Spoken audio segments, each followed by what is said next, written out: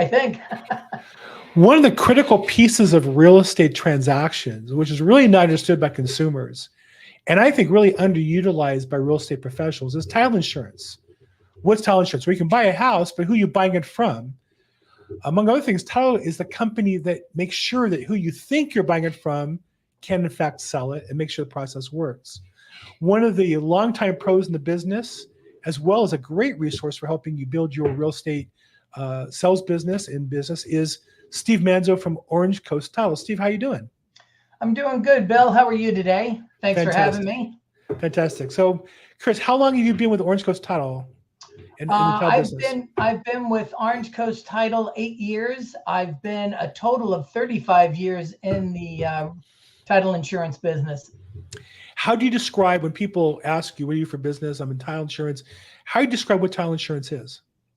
I think the easiest way to think of title insurance, because we're the ones behind the scenes, is we're kind of like the private investigator for real estate.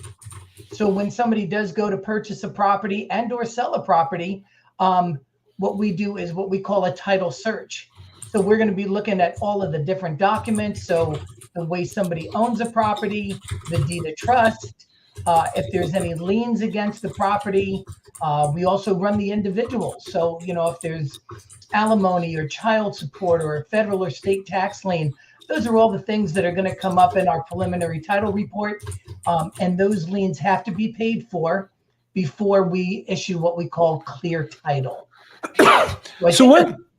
No, I think that's a great explanation. I appreciate that. And so I think one of the things that people ask me just kind of triggers literally a conversation I had yesterday. I'm doing with the case. It's a probate. It's kind of complicated, grandparents and this and that. And the buyer's concerned that he's going to get clear title. I said, look, that's not your concern. We have escrow and we have a title company. Their job is to not close the transaction until we have clear title. They're going to require documents and we'll get them and make sure they're all checked and ready to go. But when it's done, you literally have an insurance policy that you have clear title. That's kind of how it works, right? Yes, exactly. We're going to protect people from the past.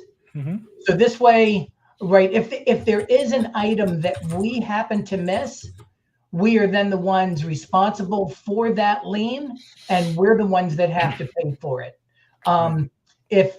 When a buyer does get the title insurance from us, that means they don't have to worry about the past. They just move forward with their property, but anything they may do wrong, of course, we will catch and make sure that it's all cleared up before they sell that property in the future. One of the things that comes up in title insurance sometimes is the neighbor encroaching the fence, or I had a case where there was a tool shed in the neighboring yard they pushed over on the property line. And I was able to say, hey, to the title company, we think this is an issue. And they looked into it and they required certain remediation. In one case, they wanted to inspect to make sure that tool shed was pushed back across the line. Another case, there was like a hut. They were worried somebody might be living there. They wanted to make sure the hut was removed and nobody was there and inspected afterwards. So really, you're paying for the title insurance, but at the end of the day, the customer should be able to get assurances that things are done properly. Is that a reasonable expectation? It is, but the issue with encroachments, there are legal descriptions that are written on every property. Right. There's so many transactions that come. We don't go and inspect every single property line on every transaction. Like anything, you always hope that everything is within accordance the way it should be. So what happens on a situation like that is you do end up having to get a surveyor. They will mark the lines, but invariably the neighbor, if they're encroaching on the property, would have to move that item. Unfortunately, we do not pay for the cost of that. And if it really has to get any deeper, they usually end up in small claims court.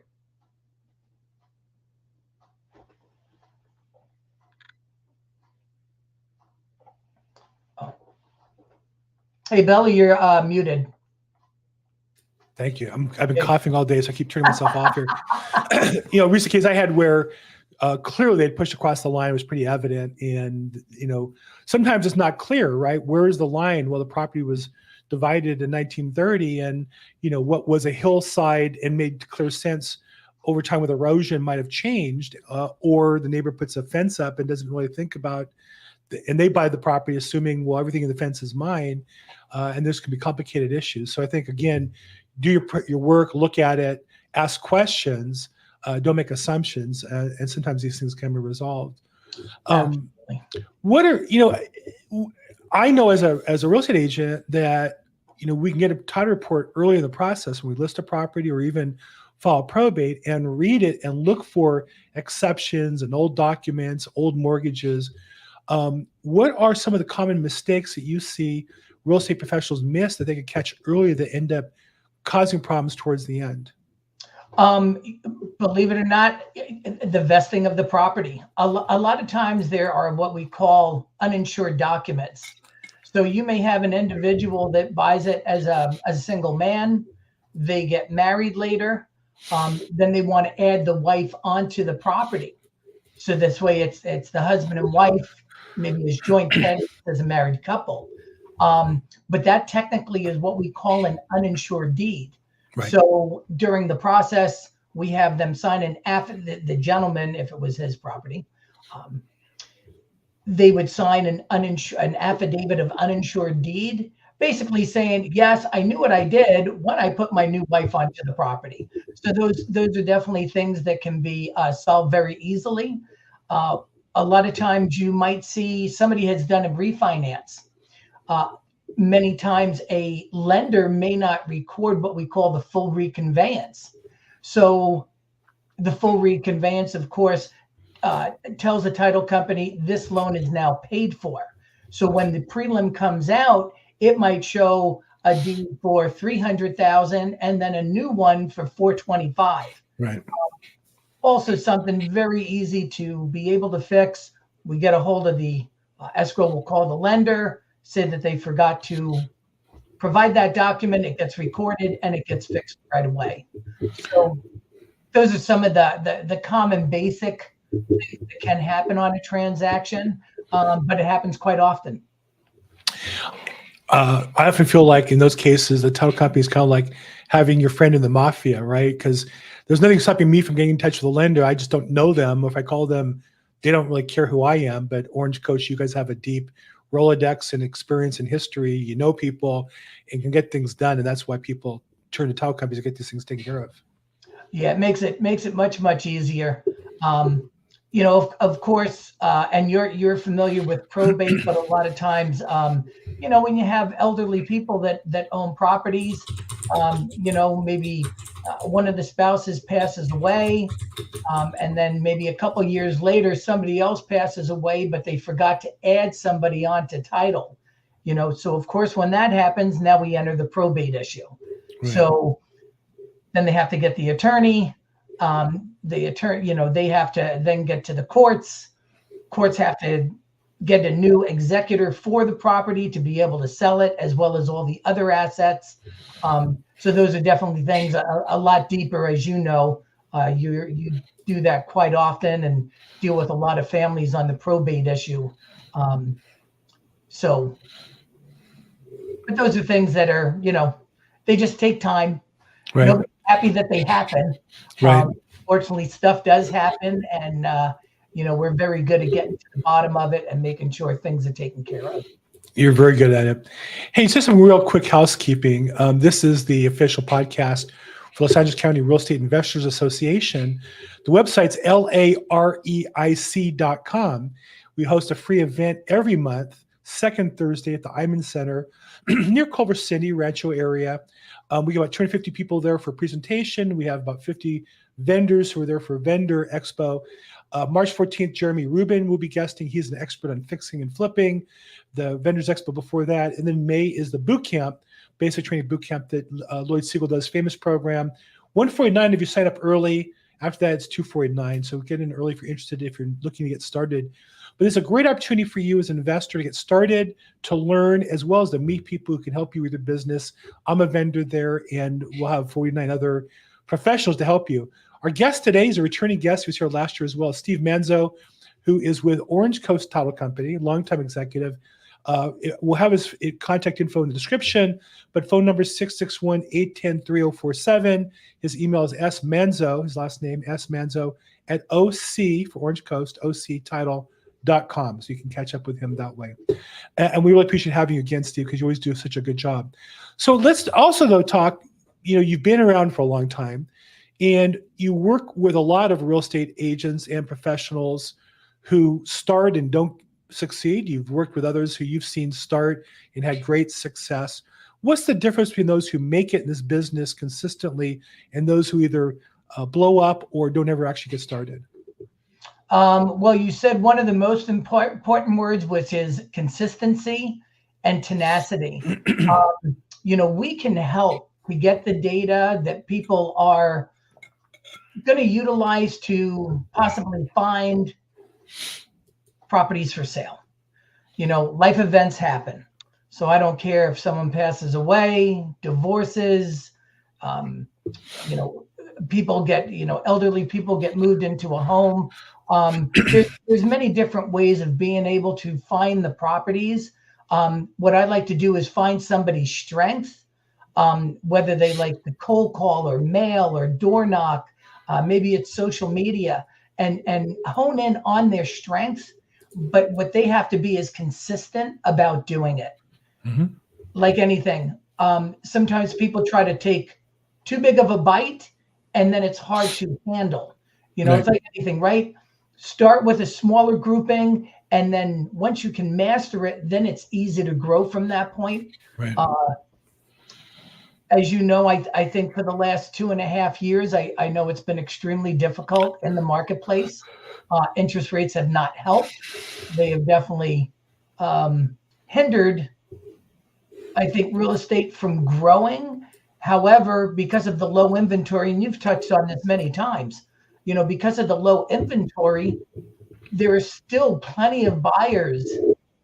There's actually an excess of buyers still out there wanting to purchase properties. Right.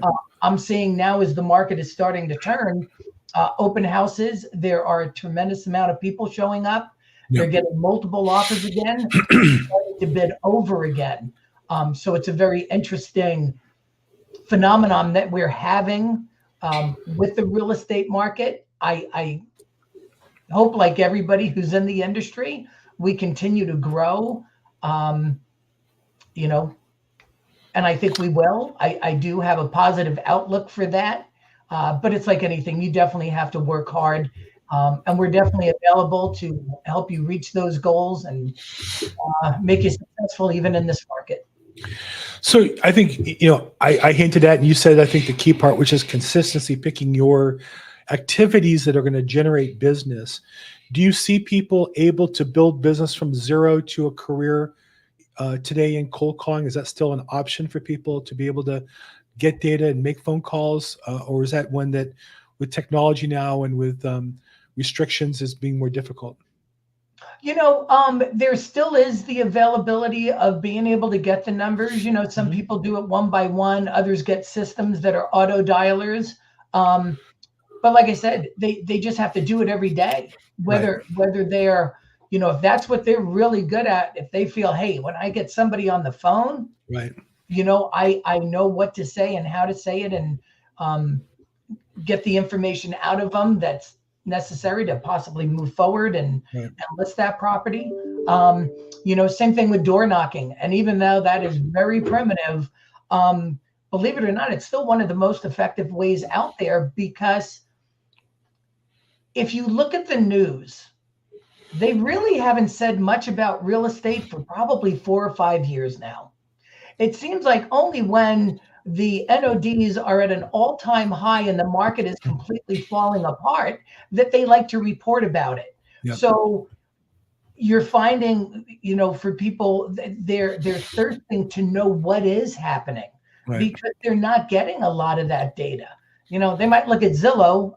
We know how effective their information is and skewed, but otherwise they don't really have a grasp of what's going on in the marketplace. And I find that some of my clientele that does go out and door knock has been very effective. And it's because when they get in front of the people, it's that one-on-one. You're not talking through a text or an email. They can hear your passion through your voice and the way that you act, that you're, interacting with them. So Where do you're professional in business, successful, have been for a long time. Where do you get your real estate information to keep, on top of where things are going and where things are heading? For myself, I a lot of mine is, believe it or not, it's a lot of the networking that I do. I've always been someone who has always been in the field. I enjoy going to the offices. I like going to big meetings. That's where I met you originally, was, I think, Yeah, Homevestors, if I remember right, at the airport at LAX. exactly. And those events I find are more beneficial than, because the information that's given out sometimes on the internet can be skewed a little bit. So I like that I can get information from many different people and then put together my own analysis of what's happening. Like I said, I've been doing this for 35 years. So I've been around the block a little bit. I've seen a couple of things. So, I do think that it's been beneficial in helping to see where the market's going and what's happening. And, also giving the agents and investors hope that there is a brighter future for all of us. So it seems to me that what you're saying is, the best source is actually going out and meeting people at live events. This podcast we're doing is affiliated with one of the biggest events in our area, at least, LA County Real Estate Investors. We meet every second Thursday at the Hyman Center. Are there any other, and I know I used to see you at Homevestors, but I don't think they do that anymore. They used to do a monthly event at LAX. What other events, if somebody was looking to network in Southern California, are there any other events you'd recommend people attend? I've been looking a little bit on social media for different events. It's hard. There's not as many as there used to be, Yeah. which I think really hurts the new people from where I sit, because I've met you, but going to an event, right? And so the new person can't meet you as easily as I can because you're not at events, because there's less events. Right. I feel like a lot of stuff is Zoom anymore. Right. It's funny that you mentioned Homevestors. I was actually at one of their meetings just yesterday, and I know that they are they're going to start with their deal makers sessions again. Nice. I know they're going to start it in San Bernardino for a few months, and then we'll be bringing it back to the LA region again. Nice. I think, like anything, COVID did kind of put people back a little bit, but I think everybody's over that. A lot of, I feel what's out there is, they were very good about having properties available, just that people could see and be able to talk about and possibly purchase, down the road. So I know that they are getting that started back up again, I think next month. So hopefully we're going to start seeing a little bit more interaction, live interaction. But it's tough. There's a lot less than there used to be. I know there was another event excuse me, I used to go to that's reopened in Van Nuys. There's a Prosperity Through Real Estate does Wednesdays noon. What's today? Today is Wednesday at noon in Van Nuys at the Sizzler. And that died down and then started back up again. And I think they're back up to like 40, 50 people on a weekly basis there, which is, really nice. Unfortunately, I have a conflict at that time slot, so I'm not able to go to it, but that's another event. But there just aren't as many. I know there was a time you did a lot of speaking at events and speaking at real estate offices. It seems like even there, the office meetings have a lot less attendance. Is that just my read, that there's just less of that going on for people? And to me, that means that if you're newer, you should jump on opportunities of live events because there's just so few of them anymore, right? It used to be you could go to one a day or two a day. Nowadays, there's just not that many events to go to. Yeah, they definitely have died down. I am starting to see a little bit more of a resurgence of that now because I think, like you said, everybody's been in the background for so long that now they're kind of thirsting for, hey, what have we been missing? Let's get caught up on things. So there's a few offices that I have been a lot more active in, where we're starting to do like every other month, and stuff like that. For one of my offices, I do a thing called Title Talk. So a lot of the things that we've been discussing, and just what happens with title, and how we handle different situations. And it's a lot of newer agents that are getting into the business. There are some veterans that also attend.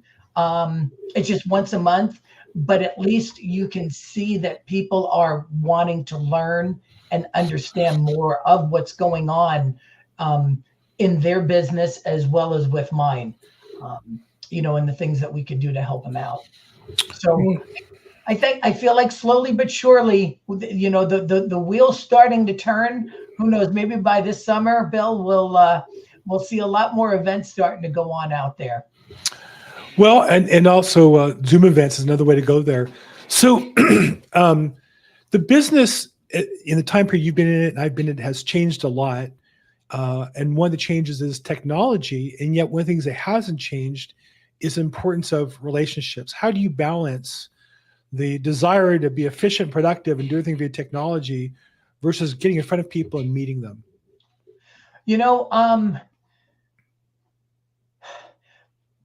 Probably what I've learned is to embrace the technology. As much as I don't want to take the time to learn it, once you do take the time and you learn it, which really isn't that bad, then it becomes the asset so that you can continue Right. to utilize it most effectively and still be able to get out there, and see your contacts. So that's what I've been doing. Our company is very, very technological, advanced. We have our own computer writers. Like, they have created our website, our app, and they have just a ton of information in there. They make things very easy because it's all in one platform under one app. So I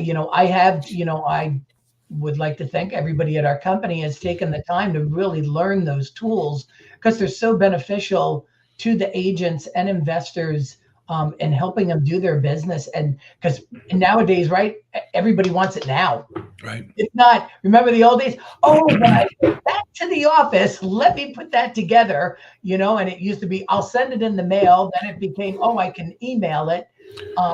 People want it now.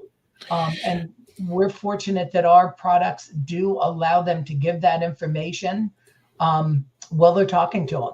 So yeah, there's no doubt that is definitely required. I have a listing I lost because I went to swim practice. I swim for exercise. It's in El Segundo. Mm-hmm. So I got there at like 10 to 12. Swim practice was 12 to 1. Shower change 1:15. Drive home, be back at the house by 2:00. But by 2:00, she wasn't at her desk and she never signed the listing. And I kept chasing her for weeks. And she kept going with somebody else. And so what I did was there's an app you can download with the forms where to resend the document package to e-sign, I could do it from my phone. There's no reason not to. I just was lazy. Well, now, the other day I had a case where a customer called me and wanted to amend his offer price on a property. I just pulled my car over, took the app, wrote an addendum on the phone app, sent it to him for the signature, auto-sended it to the other agent, and got it to them. And I think technology allows us to, like you say, free up our time. It's kind of like teaching your kids to tie their shoes. It takes time to teach them to tie the shoes once, but once they know how to do it, the rest of their lives are tying their own shoes. I think for those of us who want to meet people and be out in the field, the technology liberates us to spend less time having to be at their desk if we can learn how to use technology efficiently. Yeah, no, very, very, very helpful. Like in our app, they have a thing where if an agent was doing an open house and somebody wanted to know what their payment is, within 3 entries, they could figure Right. out somebody's payment. Right. Or if an investor wanted to talk to somebody and they wanted to see how much money they could get out of that property, they could do their own net sheet literally in 30 seconds. As Right. well as being able to do the basic property profiles for information and comps. But there's so much more advanced information that they can give that is so important for every agent, whether they're a buyer, they're a seller, they're an investor. The tools are right there, and where do we go that we do not carry our phone anymore? Yeah, it's a small list. It's as important as your wallet, right? I don't carry my wallet much anymore, to be honest. There you go. Everything I really have on my phone. So You just keep the credit card in the back of the phone, right? I use my Apple Pay. I have on my watch. Actually, I haven't used the phone for that. I pay off my watch, so I even carry credit cards most of the time. To be honest, it's just easier, and I have to pull out my wallet and worry about being robbed or anything like that. So no, I haven't carried my wallet half the time anymore. So Right. no, and so it brings up a point that I think technology can empower us. We don't want to spend our whole days just doing technology unless you're a coder or a marketer. But if in our business, we have to use the technology to empower us to do more business. So, okay, let's talk a little bit about the mindset part of this business, because I think when people start in the business, they want a career as an investor, want a career as a real estate professional. I don't know if they understand how emotionally hard it is to be in business on your own, right? When somebody's going to give you a paycheck, no matter what you do, you have bad days, you go home, you go back the next day, you're going to get paid. When, in my business, if I don't, kill, I don't eat. And so that can be tough at times, and tough to go months without closings, but opening new escrows and opening new listings at the same time. How do you deal with the emotions of it? How do you see people who are really great at this manage their emotions and their mindset through the process of building a business? I think like anything, Bill, you really have to keep a very positive mental attitude. I mean, positivity is such a huge asset that everybody needs to embrace, because like you said, in real estate, it can get discouraging very quickly. There's a lot of highs and lows. Oh, I got this deal coming, and then all of a sudden they lose it, and then they go back down, and that's where it goes back to, have a plan. Break up your day. Time management is a huge part of our business. So if you're gonna dedicate 2 hours to prospecting, make sure you're doing that every day.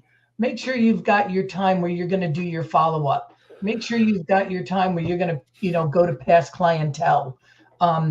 It's just so important to keep that consistency going. I always tell, especially the new agents,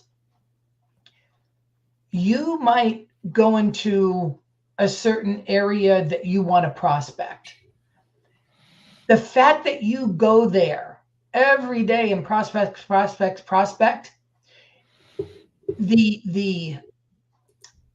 your mental attitude is giving off those vibes that you are hustling.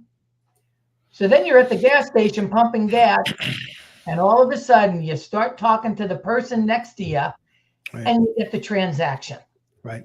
It's just because you had the right mental attitude. Right. Like you're giving off the right vibes to people. So, even though you're doing your stuff here, something over here happens.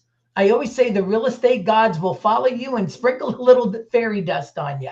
And sometimes that's all it takes to keep somebody going. So, because like I said, it's easy to get discouraged. What I find very interesting, especially with a lot of agents, is that they get into real estate, but they don't even want to put in 40 hours a week. Where if you went to a regular job, you would work the 40 hours a week. If I said, hey, Bill, I'm going to pay you $20 an hour to call people all day. Great. I just made myself $160. But as an agent, if you cold called for those same 8 hours or prospected for that same 8 hours, you just made yourself that one listing or that one buyer now made you thousands of dollars. Right. So it's you know, a lot of it is self-motivated. You definitely have to be a self-motivated individual. I think real estate is one of the most incredible businesses that we have, but I also feel that the first 5 years of real estate can be one of the most difficult jobs that you will ever have.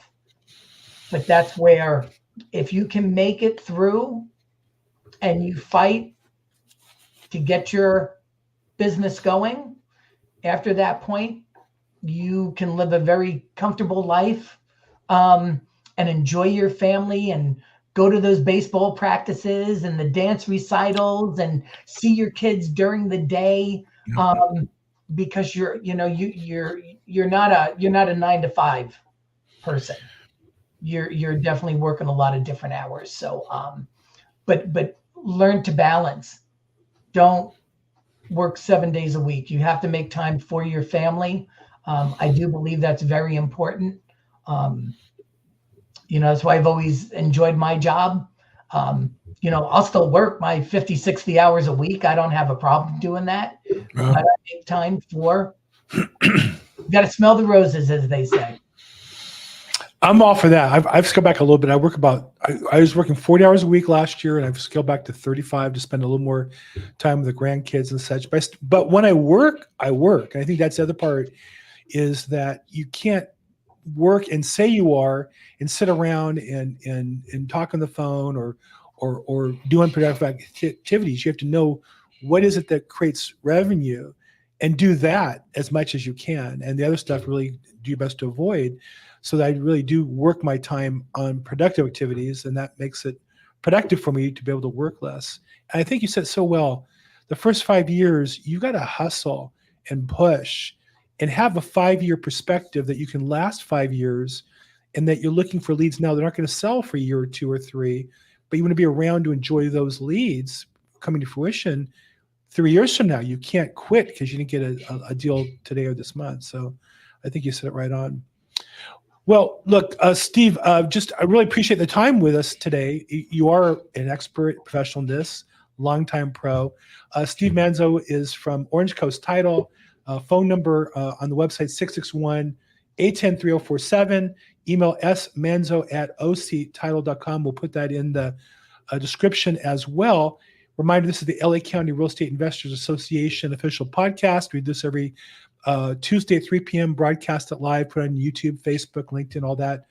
And then the second Thursday of the month, we have our live event in the Rancho Park area. I'd love to have you attend. We get about 200 people who show up. It's usually a great class. March 14th is Jeremy Rubin. We'll have another one the month after that. With the Vendors Expo, 50 vendors like me are there to help you with your business. And then there's boot camp or other programs offered as well. Steve, thank you so much for your time today. I really appreciate always speaking with you and participating with you. You've been a great asset on this show, and thank you again for coming on. Well, Bill, thanks very much for having me. May we all prosper in the new year ahead. And thanks again for, like I said, inviting me. And anytime I can be a returned guest, you just let me know. Thanks again. At the rest of you, again, we broadcast this every Tuesday at 3 p.m. Thank you for following. Please like or share this if you like this. You have comments, suggestions, put in the chat box. We'll get back to them live, or I'll get back to them when appropriate, get them to Steve if we need him. And then feel free to reach out and support our vendors and supporters of the program. Again, I'm Bill Gross at Bill Gross Probate on social media. Make today your best day ever. Thank you so much, everybody.